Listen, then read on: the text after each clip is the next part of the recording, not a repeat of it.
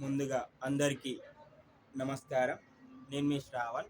ఈరోజు నేను మాట్లాడబోయే విషయం ఏంటంటే స్టాక్ మార్కెట్ గురించి మాట్లాడుతున్నాను. స్టాక్ మార్కెట్లు గత 2 మంత్స్ నుంచి పడిపోతున్నాయి. దీనికి గల కారణాలు ఏంటంటే చాలా కారణాల మీద స్టాక్ మార్కెట్స్ అనేవి పడడం జరుగుతుంది చాలా టైమ్స్లలో. సో ఈసారి స్టాక్ మార్కెట్లు పడడానికి గల కారణం ఏంటో మనం ఈ వీడియోలో డిస్కస్ చేద్దాం.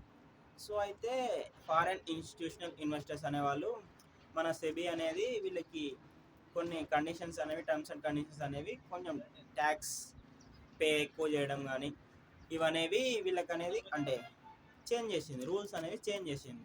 అంటే ఇప్పుడు మనకు కూడా నార్మల్ ఇండియన్ పీపుల్స్ కూడా ఈ బ్రోకరేజ్ కాకుండా GST, security stamp duties, charges ఇవనేటివి పెంచింది. సో దీనివల్ల ఏమవుతుందంటే వాళ్ళకి అంటే మనకు వచ్చే ప్రాఫిట్లో నుంచి ప్రాఫిట్ తగ్గుతుంది. ఒకవేళ మనకు ఒక 500 కనుక ప్రాఫిట్ వచ్చిందనుకో మార్కెట్లో, మనము దానికి ట్యాక్సెస్ ఒక 50 రూపీస్ కట్టాల్సి ఉంటుంది. సో అప్పుడు అంటే 500 ప్రాఫిట్కి 50 రూపీస్ ఛార్జెస్ కట్టాలంటే ఎట్లయినా కూడా కొంచెం అనిపిస్తుంది, ఇంత ట్యాక్స్ కట్టాలా అని ఎవరికైనా అనిపిస్తుంది.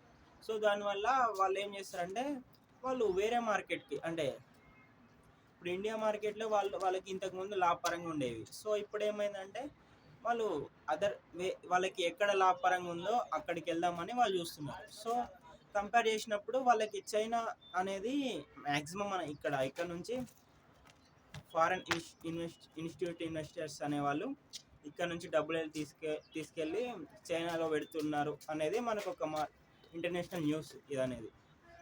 సో దీనివల్ల మనకి లాస్ ఏంటంటే ఒకేసారి మన ఇండియన్ మార్కెట్స్లో ఉన్న మనీ మొత్తం ఒకేసారి బయటికి తీయడం వల్ల ఈ మార్కెట్స్ అనేవి ఫాలింగ్కి గురవుతున్నాయి. సో ఫాలింగ్ గురవుతున్నాయి. సో ఇది అనేది స్టోరీ. సో దీనికి మనం భయపడాల్సిన అవసరం ఉందా లేదా అంటే దీనికి మనం భయపడాల్సిన అవసరం ఏం లేదు. మన డొమెస్టికల్ ఇన్స్టిట్యూషనల్ ఇన్వెస్టర్స్ అనేవాళ్ళు, అంటే వీళ్ళు మన ఇండియా వాళ్ళు డొమెస్టికల్ ఇన్స్టిట్యూషనల్ ఇన్వెస్టర్స్. సో వీళ్ళు అనేది వాళ్ళు 100 కోట్లు మనీ మన మార్కెట్ నుంచి అంటే సేల్ చేసి మనీ అనేది తీసుకుంటే మన వాళ్ళు అనేది 80 కోట్లు అనేది మార్కెట్లో పెడుతున్నారు. సో దీనివల్ల కొంచెం మనకు అనేది దెబ్బ పడుతుంది మన మార్కెట్ల మీద. కానీ ఇది తర్వాత ఒక 2-3 మంత్స్లో రికవరీ అయ్యే ఛాన్సెస్ అయితే చాలా ఉన్నాయి. మీరు కనుక ఇప్పుడు ఒక మంచి కంపెనీని సెలెక్ట్ చేసుకొని ఒక 2-3 మంత్స్ కనుక హోల్డ్ చేసుకోగలిగితే మంచి రిటర్న్స్ అనేది మీరు పొందవచ్చు. మళ్ళీ వీళ్ళు వెళ్ళిన ఫారెన్ ఇన్స్టిట్యూషనల్ ఇన్వెస్టర్స్ కూడా మన దగ్గరికి వచ్చే ఛాన్స్ ఉంది. అక్కడ ఒకవేళ వాళ్ళకి మార్కెట్స్ కనుక వాళ్ళకి అంత లాభపరంగా లేకపోయినాయి అనుకో, మళ్ళీ ఇండియా మార్కెట్స్కి వచ్చే ఛాన్స్ చాలా ఉంది. సో ఏదైనా జరగవచ్చు. ఇప్పుడు పడుతున్నాయని ఏం భయపడకండి, ఇది మళ్ళీ రికవరీ అవ్వడానికి చాలా ఛాన్సెస్ తొందరగానే ఉన్నాయి. పడ్డవాళ్ళు ఆల్రెడీ అంటే చాలామంది ఇప్పుడు పోర్ట్ఫోలియో చూసుకుంటే చాలామంది అనేది లాస్లో ఉంది. ఎవరు అంత ఎమోషనల్గా ఫీల్ అవ్వకండి. మార్కెట్స్ ఒక 2-3 మంత్స్లో కుదుట పడతాయి. అండ్ ఇంకా చెప్పాలంటే మనీ అంటే మరీ లాస్లో వెళ్తుంటేనే మీ మనీ అనేది మీరు మీ స్టాక్స్ అనేవి సేల్ చేసుకోండి. ఒక 10% లోపు ఒకవేళ మీకు గనక లాస్ ఉంటే దాన్ని అలాగే వదిలేయండి. అంతకంటే కిందికి వెళ్తుంది మరి అని అనుకుంటే ఒకవేళ సేల్ చేసుకోండి. 10% ఉంటే ఓకే, మళ్ళీ రికవర్ అయ్యే ఛాన్సెస్ అయితే చాలా ఉన్నాయి మనకి. ఇంకా ఇంతకుముందు మనం వీడియో వేసాం, ఒక 5 వీడియోస్ నుంచి ఒక 5 స్టాక్స్ తీసుకొని వాటి గురించి క్లుప్తంగా అనేది మన డిస్కస్ చేసాం. ఆ స్టాక్స్ కూడా మంచిగా పర్ఫామ్ చేస్తున్నాయి ఇప్పటి వరకు. ఆ వీడియోస్ కూడా ఎవరైనా చూడని వాళ్ళు ఉంటే వెళ్ళి కింద డిస్క్రిప్షన్లో నేను లింక్ ఇస్తాను, లేకపోతే నా ఛానల్ ఓపెన్ చేయగానే ఆ వీడియోస్ కనిపిస్తాయి మీకు, అవన్నీ చూడండి. ఇది సో ఇంకా వేరు విషయాలలో కూడా మార్కెట్స్ పడిపోతే ఒకవేళ సడన్గా యుద్ధాలు వచ్చినప్పుడు కానీ ఇంకేం ఒక కంపెనీకి ఫాల్స్ ఎలిగేషన్స్ కానీ ఒక కంపెనీకి ఏదైనా స్కామ్లో ఇరుక్కుపోయినప్పుడు కూడా మార్కెట్స్ అనేవి పడుతూ ఉంటాయి.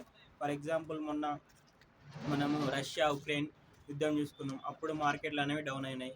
మళ్ళీ చూసుకుంటే ఇజ్రాయెల్ పాలస్తీనా యుద్ధం చూసుకున్నాం, అప్పుడు మార్కెట్స్ అనేవి డౌన్ అయినాయి. సో వీటన్నిటికీ కారణం ఏంటంటే యుద్ధాలు జరిగినప్పుడు ఎగుమతులు దిగుమతులు అంటే ఎక్స్పోర్ట్స్ అండ్ ఇంపోర్ట్స్ ఉంటాయి కదా, వీటన్నిటి మీద ఆయా కంపెనీలు అనేవి అంటే ఏ దేశమైనా ఎగుమతులు కొన్ని వస్తువులని ఇప్పుడు మన దేశంకి కావాల్సిన వస్తువులను వేరే దేశం నుంచి తెచ్చుకుంటాం. వేరే దేశానికి కావాల్సిన వస్తువులు మన దేశం నుంచి పంపిస్తాం. సో ఇది అనేది మొత్తం మార్కెటింగ్ జరుగుతుంది కదా, కరెన్సీ అంటే కొన్ని కంపెనీసే కదా ఎక్స్పోర్ట్ చేస్తాయి, డైరెక్ట్ మనమేం ఎక్స్పోర్ట్ చేయ ఒక దేశం ఏమి ఎక్స్పోర్ట్ చేయదు కదా. సో ఈ కంపెనీస్ ఎక్స్పోర్ట్ చేయకపోతే దాని మార్కెటింగ్ తగ్గిపోతుంది. సో దానివల్ల ఏమవుతుందంటే వీటికి ఆటోమేటిక్గా మనీ ఇన్కమ్ రావడం అయిపోతుంది. సో అప్పుడు అనేది ఈ మార్కెట్స్ అనేవి ఫాలో అయిపోతూ ఉంటాయి. ఇంకా మాట్లాడాలి ఏంటంటే ఇలాంటి టైంలో కూడా మార్కెట్స్ అనేవి మనకి పడిపోతూ ఉంటాయి. సో ఇంకా చాలా అంశాలపైన మొన్న అదానీ విషయం చూసినాం మనం. అదానికి హిడెన్బర్గ్ అనేది ఒక రిపోర్ట్ ఇచ్చింది. ఏమని ఇచ్చింది, అదానీ చాలా స్కామ్ చేస్తుండే. అమెరికాను సంథింగ్ ఏదో కంట్రీ ఉంది కదా, ఆ కంట్రీలో అతడు ఏం చేసిండు, ఎన్నో ఒక లంచం ఇస్తూ దొరికిపోయిండని చెప్పగానే ఆ కంపెనీ స్టాక్స్ ఎలా పడిపోయినాయి. వితిన్ 1 వీక్లో ఆ కంపెనీ స్టాక్స్ దాదాపు 10% ఎబో స్టాక్స్ అనేవి పడిపోయినాయి వాళ్ళ స్టాక్స్.